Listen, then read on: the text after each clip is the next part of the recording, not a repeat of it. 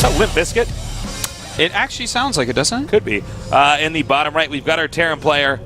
He's playing very well today. Liquid TaeJa.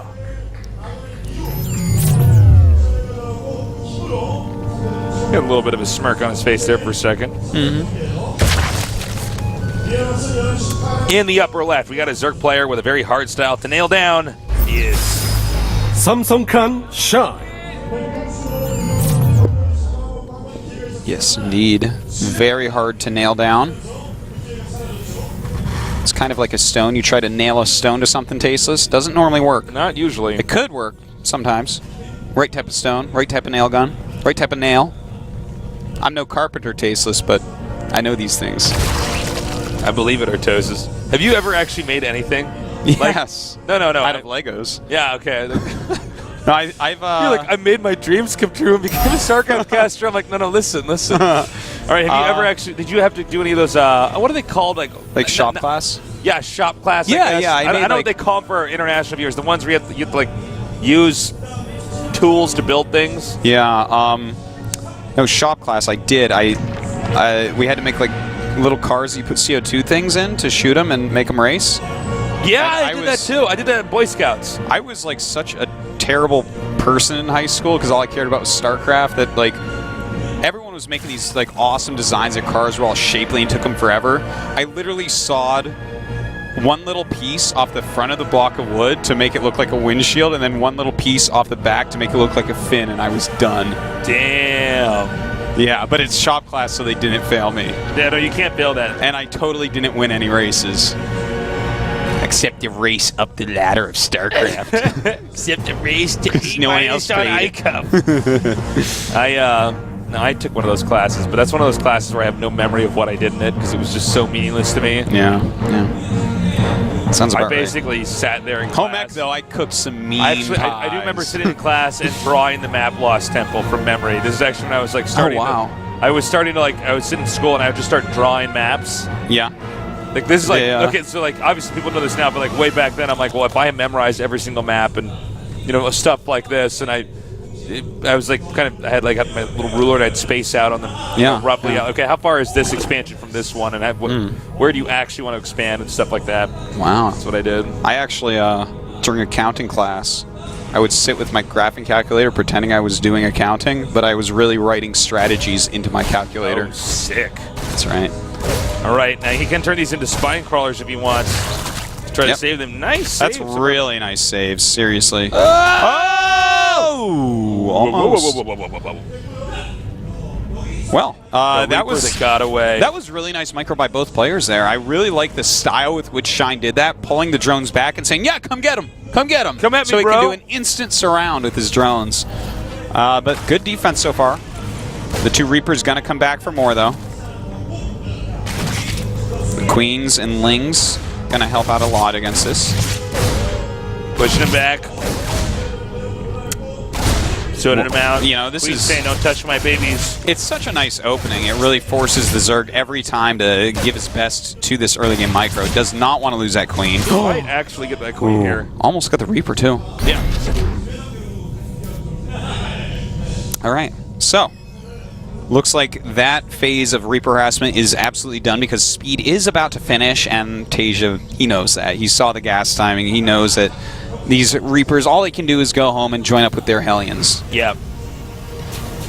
Now we have the third command center almost done. Finally, the creep tumors can begin to spread. Nice defense, though, and nice offense from both sides. Not a lot of damage traded, really, there. But, any lesser player would have lost a lot more either way. That's completely true. Good way to put it. Thank you. Yes. That was one of the ones I practiced in the mirror this morning. I was going to impress you. I'm glad you like it. Wow. Yeah. And it just happened so that a time came up in the game where you could use it.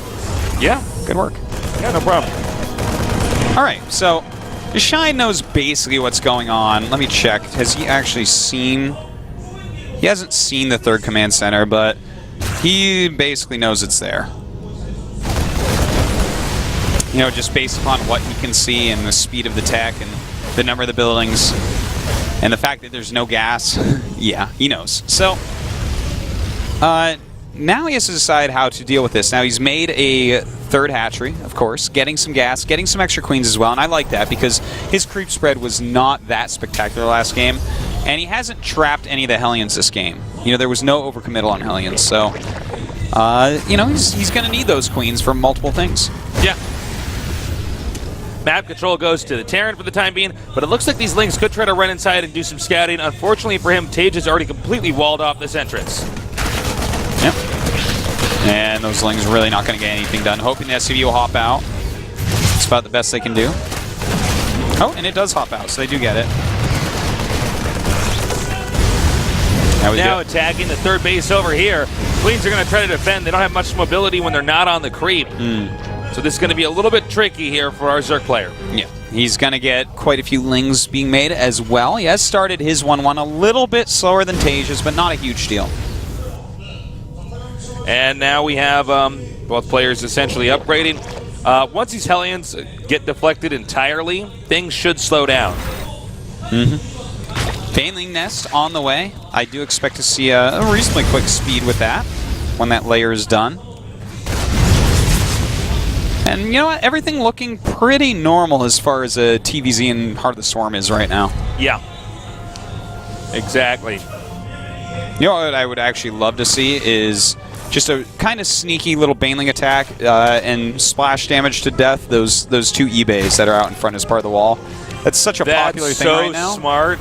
You just take that out and suddenly they're behind for the rest of the game simply because they were being smart and walling in, but they lobbed it into walling with the wrong buildings. Yeah, and the eBay wall is very popular right now, so there's definitely a possibility that Shine saw that and he's like, oh, I have the perfect thing for this. Because it seems like something he might do is attack the upgrades, you know? He's got a very acute style of play. It's very specific, very... It's very, you know, Shine's a guy that pays a lot of attention to detail. He doesn't seem to be as much of a metagame. Yeah, he's not an obtuse Zerg, some might say. Yeah. Well said, Tuliosis. Thanks.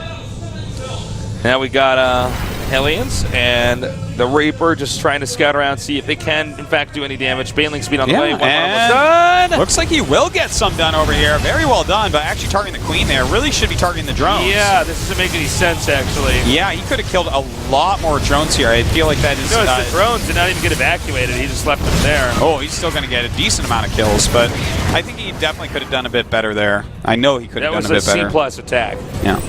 20 drones being queued up after that. The Baneling speed almost done. 2-2 not started, but 2-2 not started for TaeJa either. Just now started. All right, so it looks like some of the Marines are going to move out here. And we're almost at the point in time for Shining, or Shine, I don't know why I call him Shining, excuse me. When he has those mutas, the Lings, and the Banelings out with the Baneling speed, he's going to be very tough to deal with head-to-head on the map. That's right. In fact, it looks like he probably wants to mess up the third base a little bit here. Waiting for that Baneling speed to finish, and then, of course, he can roll right in. One Ling scouting the way, and here we go. Ling's coming in, and in fact, there's not much here to actually stop him. That bunker is full, but he's going after the SCVs. Oh, they're running. Not as much damage as I expected. No, that wasn't too bad. Was not too bad. We do have 54 SCVs against 74 drones. And 12 mutas on the way. Yep. I definitely do like, though, the position of Shine this game as opposed to last game. I love the 12 mutas popping out right now. That little attack wasn't that big, but he didn't get really behind on economy early on, which is nice as well. And it looks like he wants to do another Baneling attack. All right, the mutas are now gathering up here. And let's see. It looks like he wants to counterattack, but this could get a little bit weird into a kind of a base tradie-like situation. It's not clear there's enough to actually defend this attack. Coming here from TaeJa, and it looks like Shine decides he probably doesn't have enough, so he should at least lose the hatchery, and I think from there it's probably going to be in TaeJa's best interest to run away. That was a bit indecisive from Shine. He saw that when it was down at the watchtower and initially tried to attack the third base of TaeJa, but then decided to turn around. So now he's lost his own third hatch. I feel like he could have saved that if he had been a bit more decisive about it. Really nice uses of the mines over here. Making it really tough here, but it looks like TaeJa has lost enough Marines that he can't defend from these mutas. But reinforcements are on the way. He's trying to pick off any medevacs he can. He does get one, but loses quite a few lings. Now he's going to end up going back through those Widow Mines, mind you. He's actually cleaning those up right now. I can see on the minimap. Oh, okay, excuse me. So 2-2 is about to finish, catching back up with TaeJa here as far as upgrades go. But TaeJa has added his second factory and is getting those drilling claws. And once those things are out, man, you can be a lot more fancy with your Widow Mines. You know, when they run those ling packs through, you can lift them up and then just burrow them right again so quickly. Yeah. And now we have another attack coming up over here. No Banelings to be seen. He cannot engage there. Yeah, TaeJa's macro is really getting going here. Now, they are at the same supply. And, you know, it is 4 base to 3, so it's still fine. But we do have a 5th Zerg base going up in the right-hand corner. It's not quite operational just yet, but when it is, that's going to be really scary. And mind you, TaeJa is completely unaware that that's happening. And beautiful move right there, surrounding and killing a lot of Marines. It's got to be very careful, though. TaeJa coming in from multiple locations. All right, nice spreading, but does he simply have too much Zerg? And he completely cleans house there. A pickup as he tries to evacuate. Will he stim now and hit the hatchery? Hatchery. Will he cancel? Not clear. Widowmine goes down. Still hitting the hatchery. 1/3 health right now. Some links coming, but I don't know if that's clearly enough. You know, this is a little bit painful, Tasteless, to see. And he gets the hatch as well, slowly pulling apart TaeJa, or Shine, rather, from every end. That's right, but we do have mutas that were just in the main base. He is harassing with his mutas as best he can. Not really doing the most damage, but, you know, getting in there, keeping some of the units at home. Of course, they do heal so quickly now. Going after quite a few SCVs. Yeah. In fact, he's killed over 40 SCVs this game so far, thanks to the little Baneling attacks as well as the Mutilus harassment. Well, 5th base rather, is just now becoming operational, and it looks like once again he's going to have to remake that hatchery. That is occurring now. 162 to 152. Mutas come in again for another swipe. And, oh, he kills quite a few SCVs once again. Now, TaeJa is sneak expanding. What do you think about this, Tasteless? I think it's good.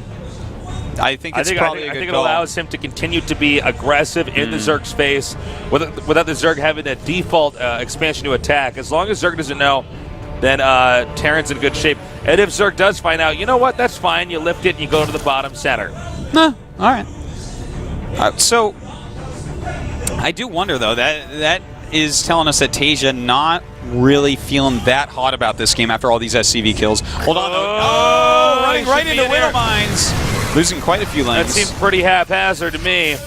Stemming and going in towards this expansion. Mutas were on the harass. Now a lot of drones can be killed off here. Ooh, a very nice burrow. And in fact, instead of going to clean it up with the Mutas, he decides instead to kill as many SCVs as he can. Now, mind you that he doesn't know about the hidden base from Terran over here at the bottom left, so he's probably assuming that Terran's still on 3 base. And the way he's attacking that economy tells us that he thinks, well, you know what, he's going to dry up relatively soon. We're going to drop here. Not enough mutas all together in the group, so he has to run away from that. This base completely annihilated. One scan, and all the drones will die. And it looks like he does clean up that drop, trying to run in with the mutas once again. Shine does have 18 mutas if he can get them all together, and that is a pretty powerful force. And now we have the Marines coming up here, stimming, hitting these drones, and hitting them hard. You got to ask yourself, how much longer can Shine hang on with the amount of blows that he is receiving here, even the ones he survives? Can he recoup?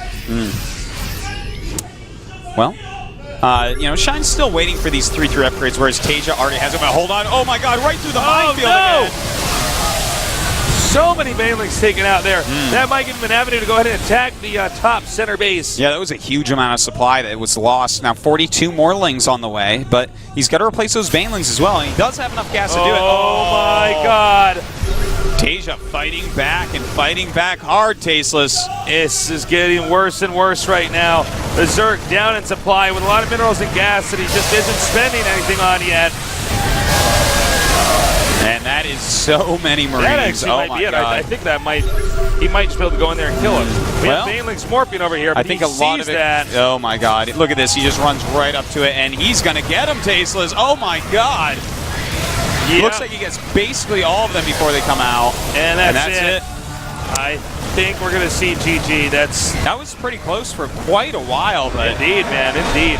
you know, Wow. I think the defining moment in that game was definitely when TaeJa came around the left-hand side to kill that third base for the first time, and Shine saw it, decided, well, I'm just going to counterattack then. Yeah. And then he went down there and realized that wasn't going to work, and then tried to get back home. TaeJa can breathe a sigh of relief. Shine, who played very well in Game 1, lost Game 2 and 3, and now goes down to the loser section of Group C here in the round of 16. TaeJa can win this next best of 3 and move out, or lose that and then win in the final contingency match. We'll see what happens. Yeah, so TaeJa once again in that winner's match, just like in the round of 32, playing very, very well overall. And I bet he's, as you said, breathing that sigh of relief, because Shine is a very dangerous Zerg that definitely can take a best of 3 off of anyone in the world. Yeah, no kidding. Except for Innovation Flash. We're going to take a quick little break. When we come back, we're going to have another awesome match here in Group C for the round of 16 at the GSL Korea.